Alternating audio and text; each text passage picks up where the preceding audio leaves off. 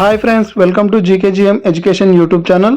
So ఈ వీడియోలో వచ్చేసి గురుకులాకు సంబంధించి అంటే గురుకులాలో ఉన్నటువంటి పోస్టులకు సంబంధించి గురుకులంలో 317 చిక్కులు, అన్నింటికీ అడ్డంకులే, అతి త్వరలో గురుకుల మెరిట్ జాబితా, మరో 12,000 ఉద్యోగాల భర్తీ ప్రక్రియ సాగుతుంది.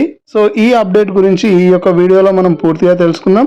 మరి లేట్ చేయకుండా వీడియోలోకి వెళ్ళినట్లయితే దాదాపు ఏడాదిన్నర క్రితమే కేటగిరీల వారీగా ఉద్యోగుల స్థానికత ఆధారంగా జోన్ల, మల్టీ జోన్ల కేటాయించినప్పటికీ వారంతా ఇంకా పాత స్థానాల్లోనే కొనసాగుతున్నారు.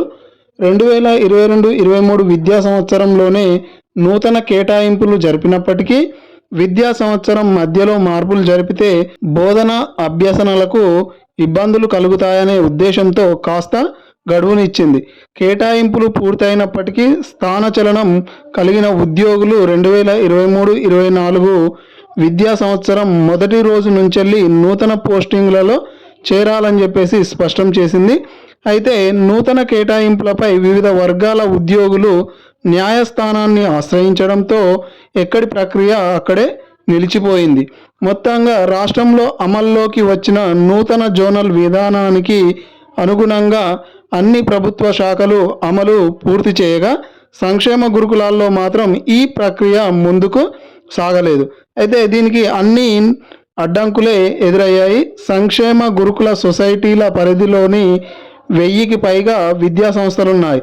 రాష్ట్రంలో 5 గురుకుల సొసైటీలు ఉండగా సంక్షేమ శాఖల పరిధిలో తెలంగాణ సాంఘిక సంక్షేమ గురుకుల విద్యా సంస్థల సొసైటీ, తెలంగాణ గిరిజ సంక్షేమ గురుకుల విద్యా సొసైటీ, తెలంగాణ మైనారిటీ గురుకుల విద్యా సంస్థల సొసైటీ, మహాత్మా జ్యోతిబా పూలే తెలంగాణ వెనుకబడిన తరగతుల సంక్షేమ గురుకుల విద్యా సంస్థల సొసైటీలు కొనసాగుతున్నాయి.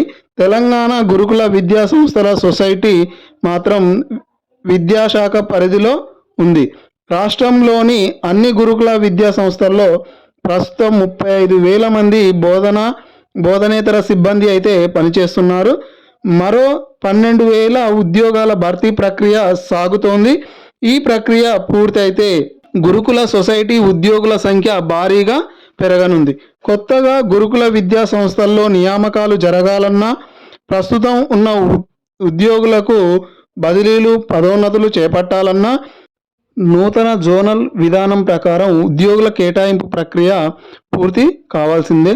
నూతన జోనల్ విధానానికి అనుగుణంగా ఉద్యోగుల కేటాయింపులు పూర్తయితేనే ఏ జోన్లు, ఏ మల్టీ జోన్లు, ఏ జిల్లాల్లో ఉద్యోగ ఖాళీలు, పనిచేస్తున్న ఉద్యోగులు, సీనియారిటీ తదితర విషయాలైతే స్పష్టంగా తెలుస్తుంది. ఆ జాబితాను అనుగుణంగా బదిలీలు, పదోన్నతులు, కొత్తగా నియామకాలు పూర్తి చేశారు. కానీ గురుకులాల్లో ఉద్యోగుల కేటాయింపు పూర్తి కావడంతో గందరగోళంగా మారింది.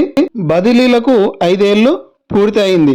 గురుకుల విద్యా సంస్థల్లో ఉద్యోగుల బదిలీలు చేపట్టి 5 ఏళ్లు పూర్తయింది.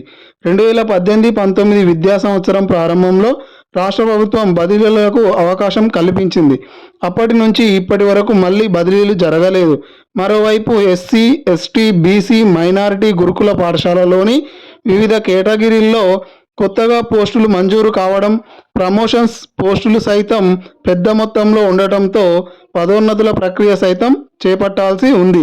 ఇవి కాకుండా గురుకులాల్లో 12,000 ఉద్యోగాల భర్తీ ప్రక్రియకు సంబంధించిన అర్హత పరీక్షలు కూడా పూర్తయ్యాయి. అదేవిధంగా అతి త్వరలో మెరిట్ జాబితా, అర్హుల గుర్తింపు పూర్తి అయితే వారికి పోస్టింగ్లు ఇవ్వాలి. ఎక్కడెక్కడ ఖాళీలు ఉన్నాయో స్పష్టత వస్తే తప్ప నియామక ఉత్తర్వులు ఇచ్చేటటువంటి వీలు లేదు. కొత్తగా ఉద్యోగాల్లో చేరే వారికి సాధారణంగా 3-4 కేటగిరీల్లోని ప్రాంతాలలోనే నియమిస్తారు. ప్రస్తుతం ఉద్యోగుల కేటాయింపు పూర్తయితే తప్ప ఖాళీలపై స్పష్టత రాదని చెప్పేసి అధికార వర్గాలు అయితే అభిప్రాయపడుతున్నాయి. సో మొత్తానికైతే అతి త్వరలో మెరిట్ జాబితా విడుదలయ్యేటటువంటి అవకాశం ఉంది. ఇది ఫ్రెండ్స్ ఈ వీడియో. మరి ఇలాంటి మరిన్ని వీడియోస్ కోసం తప్పకుండా నా యొక్క ఛానల్ని సబ్స్క్రైబ్ చేసి మీ యొక్క ఫ్రెండ్స్ తోటి షేర్ చేసుకోండి. Thank you for watching.